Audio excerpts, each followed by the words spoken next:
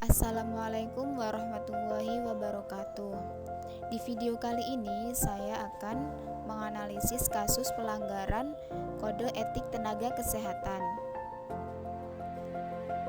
Sebelumnya, perkenalkan nama saya Kinasi Rusyda dengan NIM 18070260034. Untuk lebih spesifiknya, saya di sini akan membahas tentang kode etik psikologi.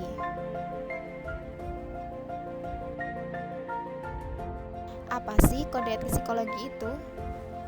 Kode etik psikologi merupakan ketentuan tertulis yang diharapkan dapat menjadi pedoman dalam bersikap dan berperilaku, serta pegangan teguh seluruh psikolog dan kelompok ilmuwan psikologi dalam menjalankan aktivitas profesinya sesuai dengan kompetensi dan kewenangan masing-masing, guna menciptakan kehidupan masyarakat yang lebih sejahtera.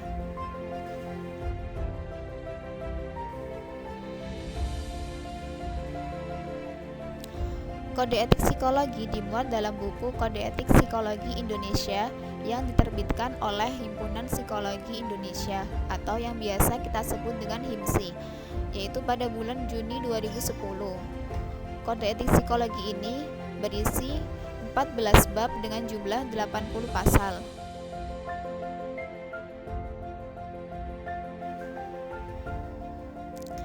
Belas bab dari Kode Etik Psikologi. Bab pertama tentang pedoman umum yang berisi pasal 1 dan pasal 2. Bab 2 tentang mengatasi, berisi pasal 3 sampai pasal 6. Bab 3 tentang kompetensi, berisi pasal 17 sampai pasal 12. Bab 4 tentang hubungan antar manusia, berisi pasal 13 sampai pasal 22. Bab 5 tentang kerahasiaan rekan dan hasil pemeriksaan psikologi yang berisi pasal 23 sampai pasal 27. Bab 6 tentang iklan dan pernyataan publik yang berisi pasal 28 sampai pasal 32.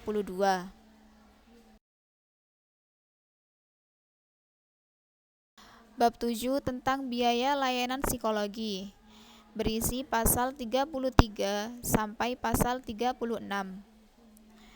Bab 8 tentang pendidikan dan atau pelatihan, berisi pasal 37 sampai pasal 44. Bab 9 tentang penelitian dan publikasi, yang berisi pasal 45 sampai dengan pasal 55. Bab 10 tentang psikologi forensik, yang berisi pasal 56 sampai pasal 61. Bab 11 tentang asesmen, yang berisi pasal 62 sampai pasal 67.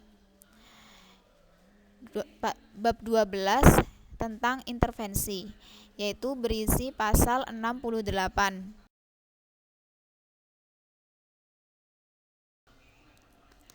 Bab 13 tentang psikoedukasi, yang berisi pasal 69 dan pasal 70.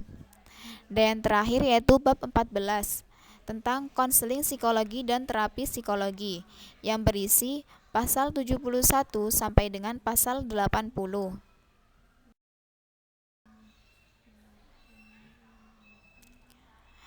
Nah, contoh kasus pelanggaran kode etik psikologi yaitu yaitu seorang psikologi yang telah dikenal di Indonesia. Suatu hari, A mendapatkan seorang klien yang juga seorang pesohor di Indonesia, yaitu sebut saja B. Agar B merasa nyaman, A berusaha menjalin komunikasi yang intens dengan B.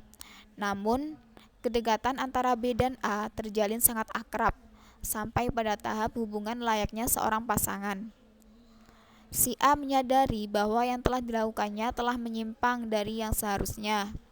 Namun, A sengaja melakukan itu agar B tidak meninggalkannya begitu saja ketika jasa psikologi antara A dan B berakhir. A mengancam B untuk membocorkan pada media bila B meninggalkannya atau berhubungan dengan orang lain tanpa sepengetahuannya.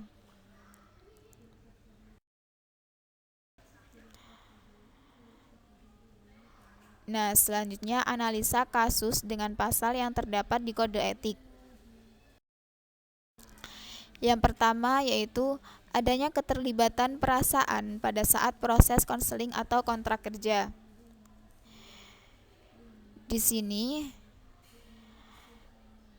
melibatkan satu pasal namun beberapa ayat atau prinsip. Yang pertama pasal 2 prinsip A ayat 5 yaitu psikolog menghindari keterlibatan baik yang disadari maupun tidak yang disadari oleh prasangka. Prinsip B ayat 5. A seharusnya mempertimbangkan lebih matang sebelumnya bahwa keterlibatan perasaan dalam proses konseling akan memberikan akibat buruk dalam menganalisa data dan mengintervensinya. Yang ketiga, prinsip C ayat 1, 2, dan 3. A seharusnya memiliki profesionalitas dalam bekerja dan memahami kode etik yang berlaku.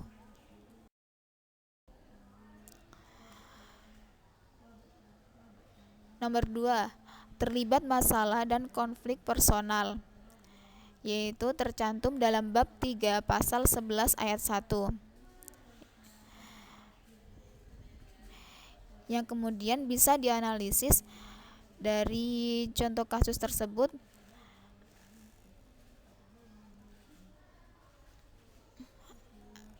A menyadari bahwa masalah pribadi dapat mempengaruhi efektivitas kerja. Kemudian ayat 2-nya yaitu waspada terhadap adanya masalah dan konflik pribadi. Bila hal ini terjadi, segera mungkin mencari bantuan atau melakukan konsultasi profesional untuk dapat kembali menjalankan pekerjaannya secara profesional. A menyadari bahwa yang dilakukannya sudah melanggar kode etik. Seharusnya si A dapat bersikap profesional dan mencari bantuan dengan teman sesama profesi agar tetap objektif. Nomor 3, adanya hubungan majemuk seperti yang tertuang dalam bab 4 pasal 6 ayat 1 poin A. Dalam waktu bersamaan, A memiliki peran sebagai psikolog juga sebagai pasangannya. Nomor 4, eksploitasi yang tercantum dalam bab 4 pasal 18 ayat 1 poin A dan ayat 2. Dari ayat 1 poin A dapat dianalisis bahwa A memanfaatkan B agar tidak meninggalkannya. Yang hal tersebut merupakan pelanggaran dalam eksploitasi terhadap klien. Dari ayat 2 yaitu tentang eksploitasi data. A tidak boleh menyebarkan data kepada pihak lain tanpa persetujuan apapun dari pihak B.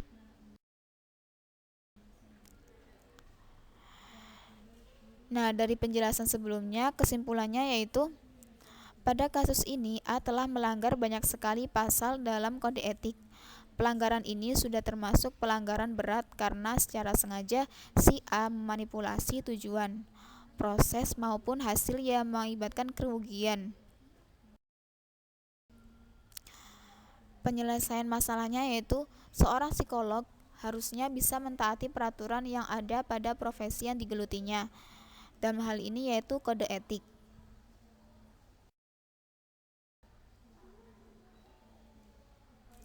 Terima kasih. Semoga bermanfaat. Wassalamualaikum warahmatullahi wabarakatuh.